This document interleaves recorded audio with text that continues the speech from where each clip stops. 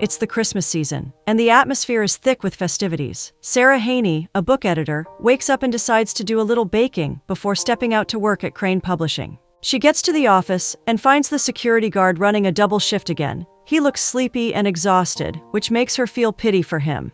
She decides to give him a cup of coffee before going into her office. He appreciates her and casually calls her a coffee angel, but Sarah prefers caffeine queen instead. She enters her office and sees a letter which was delivered to her office. Upon reading through, she discovers that it's from her sister Rachel, and she's writing to inform her about her newborn baby girl. Her immediate boss, Darla, enters the office quite agitated. Their books are losing their space on the bookshelves recently, and she needs a workable method that can bring sales up. She asks Sarah to come up with something, or else they'll be both unemployed soon. Sarah chuckles lightly and reminds her that her family owns the company, so she can't be job hunting. Darla reveals to her that her father doesn't joke, and he even fired his own mother right after she handed over the company to him. She pleads with Sarah to figure something out as soon as none of them are safe. Darla's dad must be quite audacious. Darla is about to take her leave when she finds Rachel's card on the table. She's surprised that Sarah's family is Amish. She thinks it's a perfect opportunity since the Amish are known for their wonderful baking. The business side of Darla suddenly realizes that this might just be the answer to their problems, an Amish cookbook. Sarah asks her not to get her hopes high because she doesn't know any recipe. Quite ironic since she's a cookbook editor. So how's it even possible? Sarah further explains that she never took to baking and burns everything she touches. Her sister actually banned her from the kitchen at some point. Darla is more particular about her problems and not Sarah's inability to bake. The only thing she is getting from the conversation is that Rachel can bake. She nods in agreement and informs Darla that Rachel owns a very successful bakery in Kentucky. Darla asks Sarah to go home for the holidays and get all the recipes. However, Sarah doesn't want to go home. She reveals that she hasn't gone home in years. Plus, there are Amish recipes online.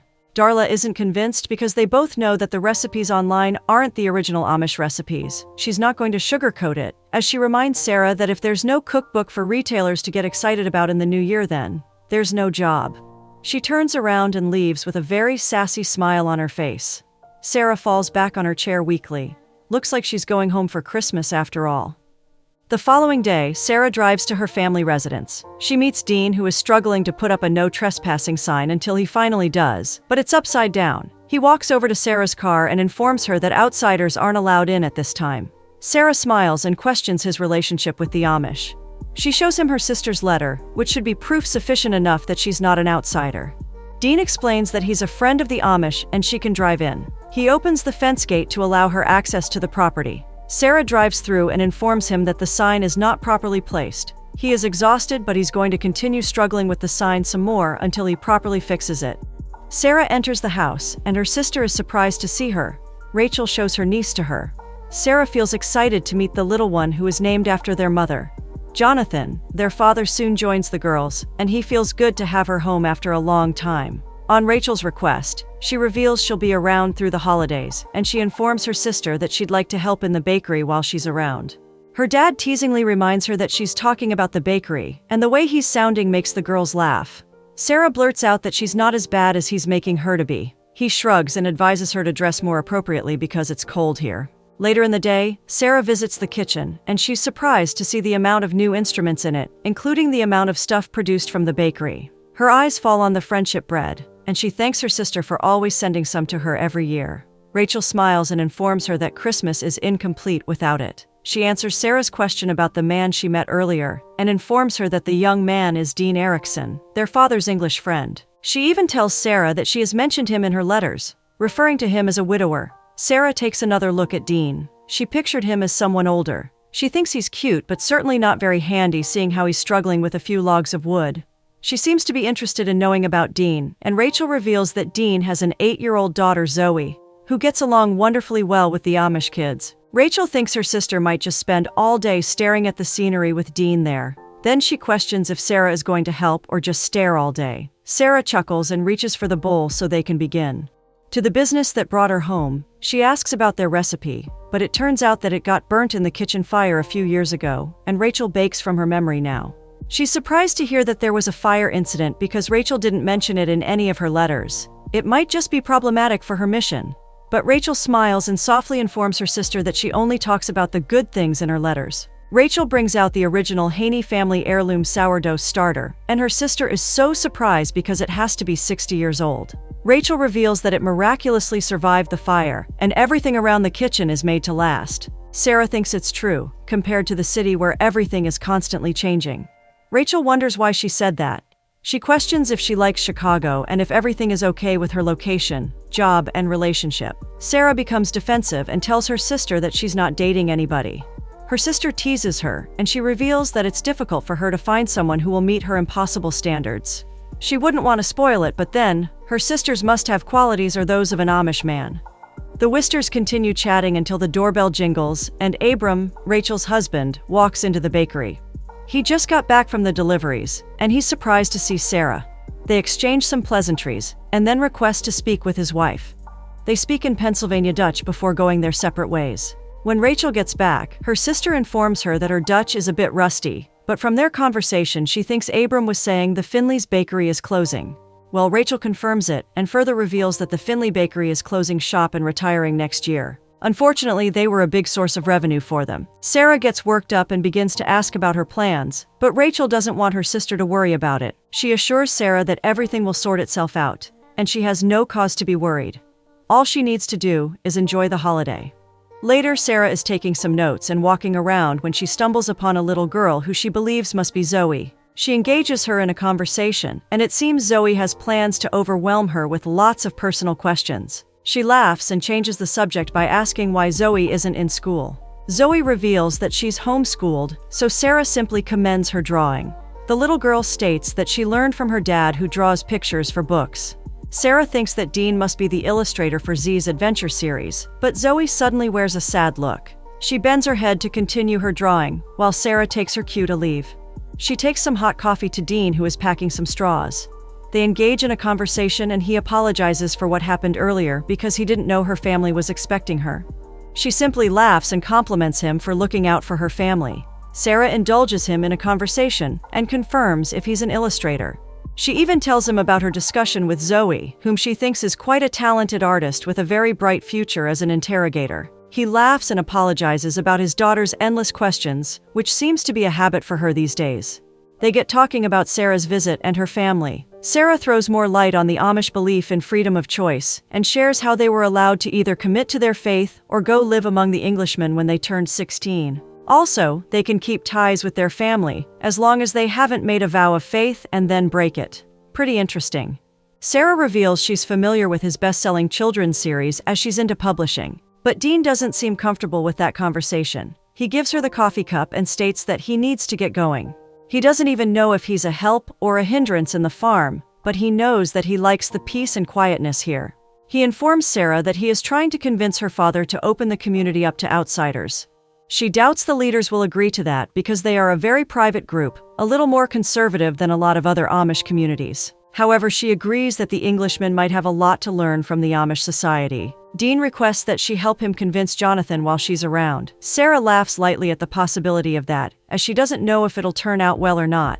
It's time to go back to their duties. She bids him goodbye so she can go join Rachel, who might be in a frenzy without her there to assist. Later in the evening, the family of 4 adults spends some time chatting in the sitting room, enjoying the slow tune of the Silent Night playing in the background. Sarah brings up the conversation she had with Dean earlier on. Her father agrees that Dean has mentioned it a few times. Then Rachel informs her that the community leaders have already voted against bringing outsiders into the farm on tours or visits. Her father accepts that a lot of Amish families do it, but it's not for them. Sarah tries to convince him that now would be a very good time, and they could sell some of Rachel's dessert, and maybe find a new middleman account to replace the Finleys. Abram thinks her plan could work as there are bakeries in town they've never spoken to. Jonathan nods in agreement, but it's a lot to consider and plan. So, Sarah further suggests that they do it alongside the kids' Christmas concert. She sells an idea to him. He and Abram could show the people around the farm, while she and Rachel could set up a market stand where they could sell baked goods and even some quilts. Her ideas sound great and Rachel already buys them, but she asks her father's opinion. Jonathan reveals he's not comfortable with any of it because it almost feels like they are trying to push out the boundaries of their community, and it's not going to sit well with anybody. Once again, Sarah proposes they ask other families to participate. That way, they can also sell their goods, and it'll be a true community event. Jonathan gives it some thought and assures them that he'll talk to the others, but there's no guarantee yet, as it's still a trial run. Like they say, you'll never know until you try. The next day, everywhere is bubbling with activities. The children play while the adults go about their duties for the day. Sarah excitedly informs Dean that the community leaders have agreed to open up the community for the kids' Christmas concert. He is stunned because he's been working that angle for over a year with no luck. Not when Sarah is persuasive. She smiles and informs him that it's just a trial run, but then, it's a great start. She brings up a discussion about Zoe, who is playing and having fun with the other kids, and even asks why she's homeschooled. Dean reveals that Zoe is usually shy around other kids, but she's quite free with the kids here, and she's suffered separation anxiety since her mom passed.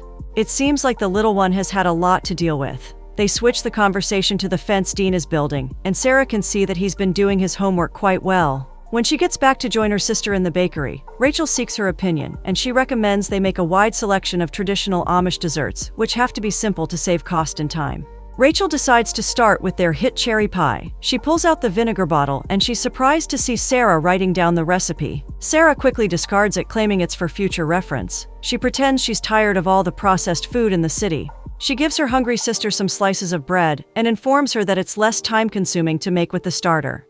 Sarah gets an idea. She proposes they share their family's heirloom starter, which will be a perfect takeaway gift to the guests. Sounds crazy, but an idea Rachel likes.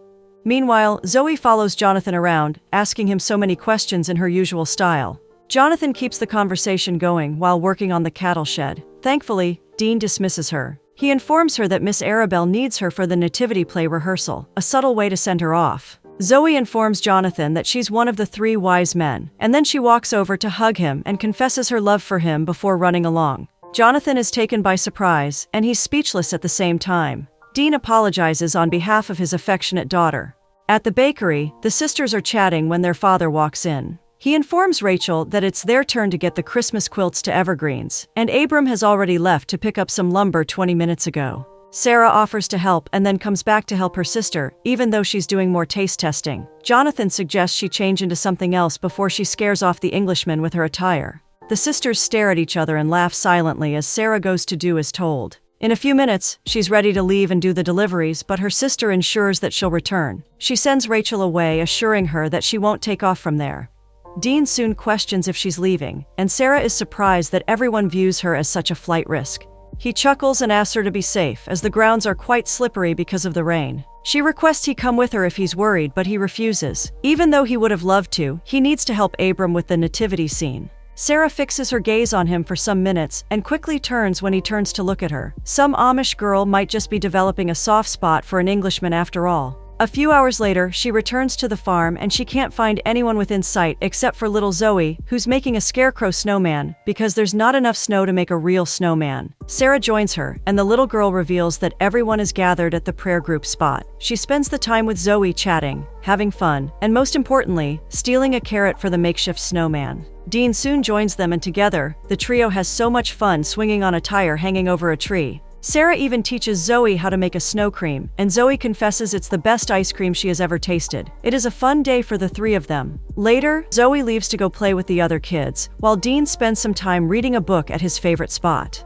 Sarah joins him and accuses him of stealing her favorite reading spot in her absence. They get talking, and she questions what led to the stop in the production of the Z's Adventure series. Dean wears a sad look as he narrates how he and his wife started the series combining their talents so they can also have time for their family. Fortunately, it became popular, and they had to spend so much time on it until the day their little family got involved in an accident while driving.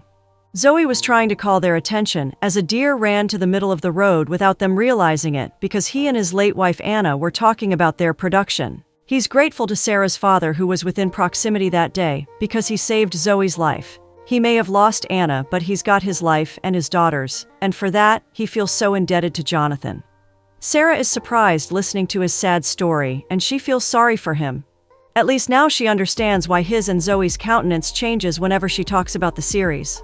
In Chicago, Darla is going through some of the recipes Sarah had provided earlier. She's going through so much pressure from her father, and she has to meet up with his demands, or lose her place in the family's company. Darla puts several calls through to Sarah, who is yet to reply. Thankfully, Sarah returns her calls and explains that she can't take calls because cell phones are not allowed on the Amish farm. Darla informs her that they need approval on the cover art and a few other things, as the marketing team would like to create online pre-orders before the break. Sarah thinks it's all too early, because she hasn't even cleared the idea with her family yet. However, she promises to talk to her sisters that day. After all, she also has a job to save. After the call, Sarah joins Rachel in the kitchen, and she subtly brings up the conversation as an idea where Rachel can publish her baking recipes. Rachel reveals that they don't like the idea of partnering with big corporations. Sarah brings up other points to convince her, but Rachel does not accept it. She'll only consider it if there's a way to boost profit and stay within the community rules.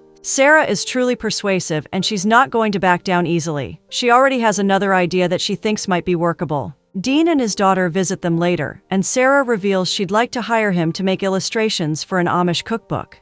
Dean accepts the offer but insists on not getting paid because it's an opportunity for him to add value to their community. However, he has one condition. He wants to be able to taste what he draws. Quite a hard bargain, but Sarah promises to do something about it. Well, Dean soon begins his contract, but Rachel is running out on almost everything. Thankfully, Abram enters at the right time. She hands over their baby to him, as she needs to go into town with her sister to get some ingredients for the baking. Abram takes Hannah to the barn, so he can do some work while looking after her, but the little one keeps crying. At some point, he feels Hannah doesn't like him, because she hardly ever cries with Rachel. Dean steps in and shows him how to calm his little angel. He's excited that it's working. He's been running night shifts with the baby and hardly gets some sleep, but at least he's glad to learn the trick now. Sarah has been peeking and listening to Dean's fatherly advice on handling a baby. The joys of fatherhood can be quite thrilling with the appropriate skills. After dinner, Dean and Sarah take a walk through the snowy night. They start talking about Sarah and her decision to move into the city instead of continuing in the traditional Amish way. They have been spending quite a lot of time recently, and it seems they are growing some soft spots for each other. Sarah asks to see him the next day. Unfortunately, it's Zoe's homeschool tutoring day, but he promises to come see her the day after. She walks some more before he bids her goodnight. He needs to go put his daughter to bed as it's past her bedtime already. Meanwhile, Darla is frustrated that her calls keep going to Sarah's voicemail, and she needs to meet the deadline. Sarah joins her sister in making some quilts after Dean leaves. Afterward, she uses the old typewriter to make some notes on one of her mother's recipes, which had caught the attention of her father many years ago when their mother won the bake-off at age 16. Jonathan finds her typing, and when he finds out that she's working on her mother's special fruitcake recipe, he confesses that Rachel's tastes exactly the way he remembers the one his late wife used to make. It's quite loving to remember, but also brings back a sad memory. He bids her goodnight and advises her not to stay up too late. The next day, preparations for the Amish Community Day are ongoing. Rachel thanks her sister because, without her, she will not be able to do everything by herself. Dean soon comes in. He shows Sarah his illustrations, and she's impressed. Rachel observes that there's some kind of lovely fondness between the two of them. She suggests that Sarah follow Dean to the press, and even have dinner with him later in the day. As agreed, Sarah eats dinner at Dean's place, and it's amazing. Zoe goes out to play after dinner while Sarah looks around their family photos and a few copies of the series left in the house. They talk about a lot of things. Then they finally confess how they feel around each other. The tension gets intense as they pull close for a kiss, but get interrupted when Zoe comes back with some freshly laid snow and requests to make some snow cream. Such a spoiler. The following day at the bakery, Rachel wants to know all about the dinner at Dean's place the previous night. Sarah confesses that Dean is a great cook and an amazing father to Zoe, and he's different from all the city guys she has met. Rachel reveals that he's been happier ever since Sarah's been around, and he's going to miss her after the holidays just like them. Sarah sees the sad look on her sister's face. She knows that she hasn't been visiting much, so she informs Rachel that she'll be visiting more often. Rachel is excited as her face instantly lights up. She reveals that it'll be great, and they do have a plan for the spring. Later in the evening, Sarah spends some time chatting with Dean out in the snow. She confesses how much she'll miss the farm when she gets back after the holidays. Of course, Dean will miss her too. He requests to come visit her sometime with Zoe, who has never been to Chicago before. This sounds like a great idea. At night, Sarah checks on her sister to find out if she is anxious about the event tomorrow. She gives her sister the quilt she made as an early Christmas gift. Sarah feels loved and lacks words to appreciate Rachel. The next day, Abram delivers the cookbooks to the kitchen. He reveals that Dean had made some payment to have them ready on time. The ladies are excited. Rachel thanks Sarah because they now have their recipes, which can be passed down to the future generations. Quite emotional.